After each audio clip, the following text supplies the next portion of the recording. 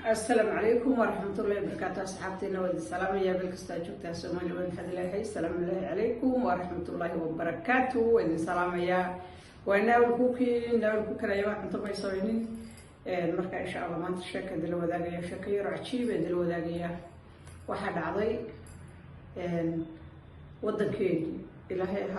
حسب انتصاره قفكي فيديو بنداوضه ودعي ودنكيني إلهي ودنكيني حكسب انتصار حالة ومانت كجرو حالة كجرا إلهي ويوجيهاي يوحي عقلي لبا يوجيهين ميل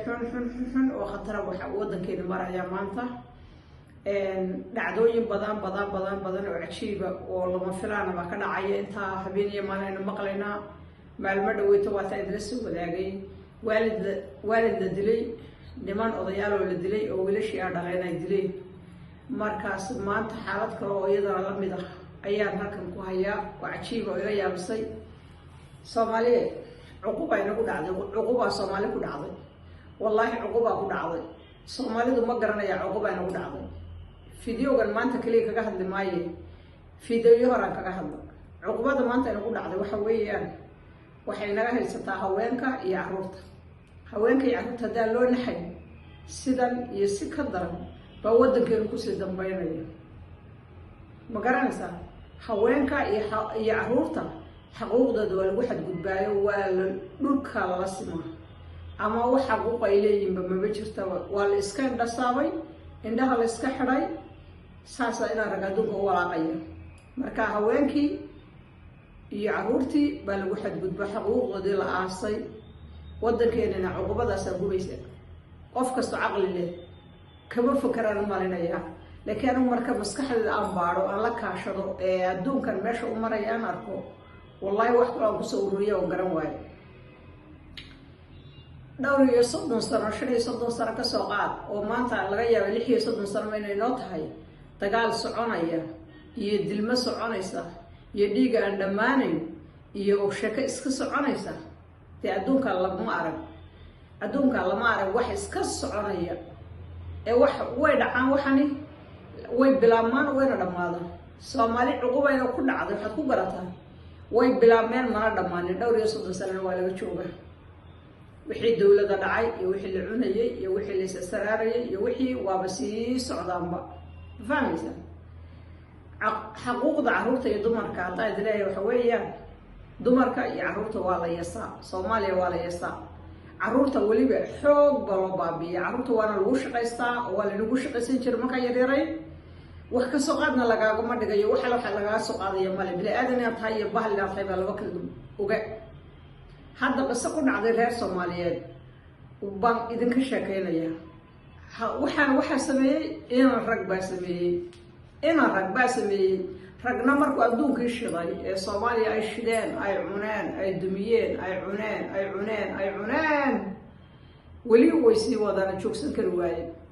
waxa sida u garan waxa weeyaan xaaraanti bay barteen dhiigii barteen kufsigiiba waxa uu noqdayisi ay barteen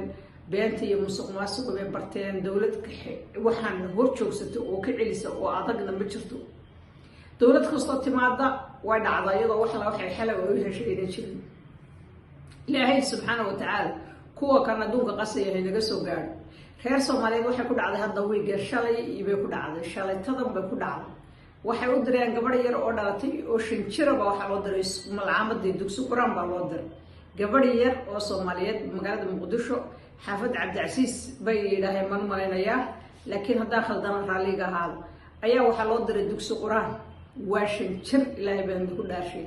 nin weyn oo samacaya basar leh oo 5 jir ka badbaadi weyday maxaa ka badbaadi lahaa ma cid kale ka badbaadaysa gabadh yar 5 jir ka ahayd oo dugsiga Quraanka loo diray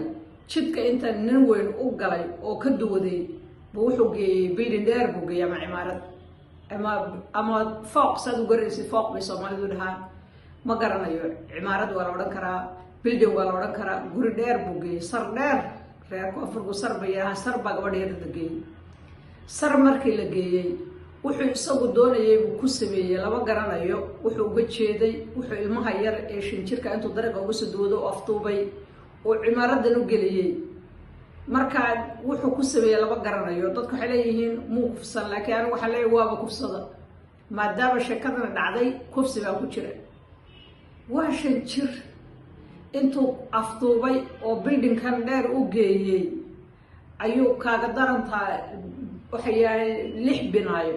6 biyaano anu ma kare 6 biyaano ama dabaqa lixaad buu ka soo tuuray. gabadha yaray wuxuu isagu sameeyay wuu sameeyay wuxuu uga jeedana ilaahay iyo isaga oo ilaahay subxaanahu wa ta'aala ba qof walba daalacanaya isagana amar buu lahaayo qastigiisa ama maskaxdiisa niyadiisa wuxuu ba ku jirtay oo gabadha yar soo afduubay. hadduu kufsi ahana ka gaariyo de ka dhameysay, hadduusan kufsi ahayn oo xaasidnimo ay ka tahay iyo reerkooda ku bahdilo ama hooyadeed aabaheed oo reerkooda qoyska gabadha yar wax kala dhaxeeyay. gabadha yar intuu qaaday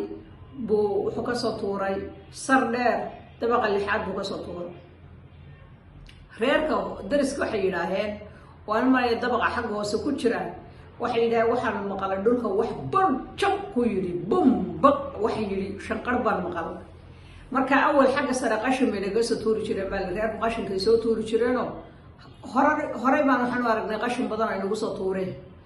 marka qashinkii baan mooday marka wixii boftiisa aan ka war helo culays aan dareemayna waan aragnay waxa bay noqotay gabadh yar. gabadhii markaan ku cararay gabadhii Soomaalida ka sheekeynaysa gabadhii markaan lagu cararay waxa loo tagay gabadhii oo dhaqdhaqaaqayso de maxaa u malaysa qof dabaqa lixaad laga soo tuuray.